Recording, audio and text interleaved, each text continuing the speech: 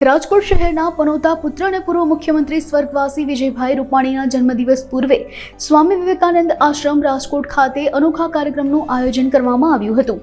સ્વર્ગવાસી વિજયભાઈને બાળકો પ્રત્યે ખૂબ જ લગાવ હતો। આ કાર્યક્રમમાં રાજકોટના ઝૂંપડપટ્ટી વિસ્તારોમાંથી લગભગ 250 જેટલા બાળકોને રામકૃષ્ણ આશ્રમ ખાતે લાવવામાં આવ્યા હતા અને ત્યાં તેમને સ્વામી વિવેકાનંદના જીવન પર આધારિત ફિલ્મ બતાવવામાં આવી હતી।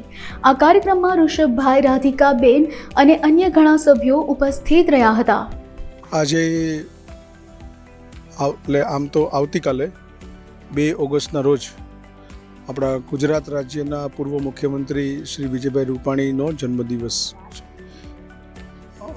વિજય વહાલ સંગમ તરીકે અમે આ દિવસ ઉજવીએ છીએ અને ખાસ તો રાજકોટના બાળકો માટે રૂપાણી સાહેબને ખૂબ પ્રેમ હતો।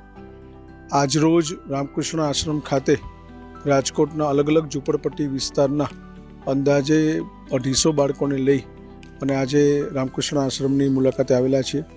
બાળકોને વિવેકાનંદની મૂવી આજે બાળકોને બતાવીએ છીએ, સાથે સ્વામી નિખિલેશ્વરજીનું સત્સંગ બાળકો સાથે રાખેલું છે અને આ 2 દિવસ સેવા દિવસ તરીકે અમે ઉજવી રહ્યા છીએ। ટોટલ રાજકોટના અલગ અલગ ઝૂંપડપટ્ટી વિસ્તારમાંથી અંદાજે 200 થી 250 બાળકો આવેલા છે।